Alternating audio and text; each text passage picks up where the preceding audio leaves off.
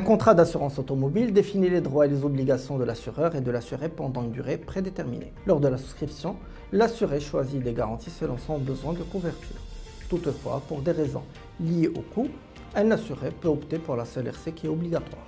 En revanche, il peut demander la modification de son contrat avant son échéance, lors de l'apparition de nouvelles circonstances entraînant l'aggravation ou la diminution du risque, ou tout simplement lorsqu'il se rend compte qu'il a besoin d'une meilleure couverture. Cela se traduit par exemple par une demande d'extension de garantie qui doit être validée et acceptée par l'assureur. Dans ce cas, l'assureur peut se baser sur une expertise ou tout simplement sur les photos claires des 4 côtés du véhicule. La modification peut également se traduire par une demande de réduction de garantie si l'assuré estime ne pas en avoir besoin. Cette demande doit également être acceptée par l'assureur. Cette réduction étant impossible en cas de délégation d'assurance en faveur d'un organisme de crédit sans accord préalable du dit organisme.